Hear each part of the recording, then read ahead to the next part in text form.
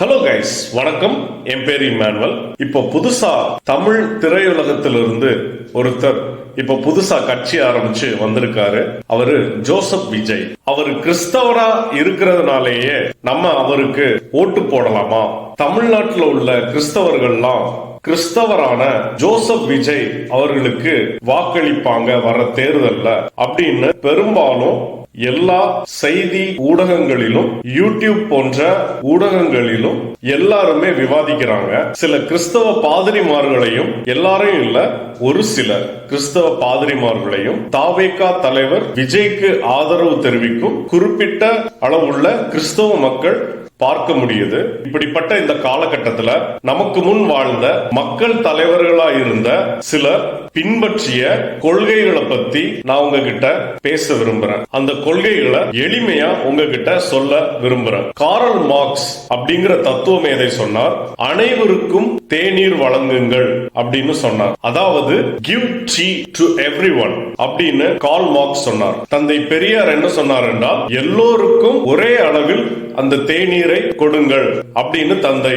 பெரியார் சொன்னார். Give same quantity of tea to everyone அப்படின்னு பெரியார் சொன்னார். அண்ணல் டாக்டர் அம்பேத்கர் என்ன சொன்னார் என்றால், எல்லோருக்கும் ஒரே மாதிரியான பாத்திரத்தில் வழங்குங்கள் அப்படின்னு டாக்டர் அம்பேத்கர் சொன்னார். Give tea to everyone in similar classes அப்படின்னு டாக்டர் அண்ணல் அம்பேத்கர் சொல்லி இருந்தார். முத்தமிழ் அறிஞர் டாக்டர் கலைஞர் என்ன சொன்னார் என்றால், பசித்தவர் எவரோ அவருக்கு முதலில் வழங்குங்கள் அப்படின்னு அவர் சொன்னார். அதாவது give first to whoever is hungry அப்படின்னு முத்தமிழ் அறிஞர் டாக்டர் கலைஞர் சொன்னார். இந்த 4 பேர் சொன்னதுல நம்ம என்ன புரிஞ்சுக்கிறோம் அப்படின்னா, தத்துவ மேதை கார்ல் மார்க்ஸ், தந்தை பெரியார், அண்ணல் டாக்டர் அம்பேத்கர், முத்தமிழ் அறிஞர் டாக்டர் கலைஞர், இந்த 4 பேரும் சொன்னதை வச்சு நம்ம என்ன புரிஞ்சுக்கிறோம் அப்படின்னா, இந்த 4 பேரும் எல்லாருக்கும் எல்லாம் அப்படிங்கிற ஒரு தத்துவத்தை நமக்கு சொல்லிட்டு போயிருக்காங்க. எல்லாருக்கும் எல்லாம் அப்படிங்கிற கொள்கையை அவங்க பின்பற்றி வாழ்ந்து அதை கடைபிடிச்சிட்டு போயிருக்காங்க.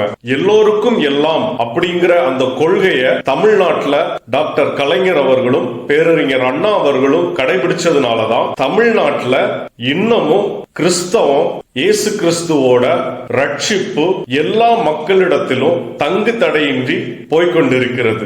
நம்ம வட இந்தியாலாம் போய் பார்த்தோம்னா தமிழ்நாட்டில் இருக்கிற மாதிரி சர்ச்சஸ் நீங்க எங்கேயும் பார்க்க முடியாது. தமிழ்நாட்டில் நம்ம எவ்வளவு சுதந்திரமா நம்ம ஆலயத்துக்கு போய் கர்த்தரை ஆராதிக்கிறோம், அதெல்லாம் நீங்க வட இந்தியால பார்க்க முடியாது. இங்க அங்க ஒரு சில பல இடங்கள்ல கிறிஸ்தவர்களுக்கு எதிராக ஏதாவது சிறு சிறு குழுக்களால பிரச்சனைகள் ஏற்பட்டாலும் பெரும்பாலான கிறிஸ்தவர்கள் தமிழ்நாட்டில் ரொம்ப ரொம்ப பாதுகாப்போட தான் இருக்காங்க. இதற்கு காரணம் எல்லோருக்கும் எல்லாம் அப்படிங்கிற அந்த கொள்கையை பின்பற்றின இந்த தலைவர்கள் இந்த தமிழ்நாட்டை ஆண்டதுனாலதான். திடீர்னு உதித்த அந்த தாவேகா தலைவர் திரு விஜய் அவர்கள் கிறிஸ்தவரா இருக்கிறதுனால நம்ம அவரை ஆதரிக்கலாம் அப்படின்னு சொல்ற கிறிஸ்தவர்களுக்கு நான் இத சொல்றேன்.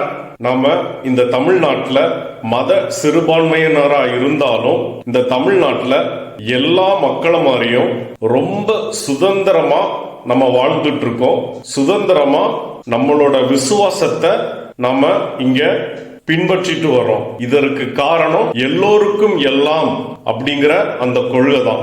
சோ நம்ம கொஞ்சமாவது நன்றியுணர்வோட இருப்போம். அதற்காக நீங்க இன்னாருக்கு தான் வாக்களிக்கணும், இன்னாருக்கு தான் வாக்களிக்கணும் அப்படின்னு நான் உங்களை கேட்கல. யாருக்கு நீங்க வாக்களிக்கணும் அப்படிங்கிறது உங்களோட உரிமை. ஆனா நான் ஒரே ஒரு தாழ்மையான வேண்டுகோளை வச்சுக்கிறேன். நீங்க யாருக்குனாலும் வாக்களிங்க. ஆனா இதற்கு முன்னாடி உங்களோட தனி மனித சுதந்திரத்தை காப்பாற்றிய தலைவர்களை தயவு செய்து வசைப்பாடாதீங்க.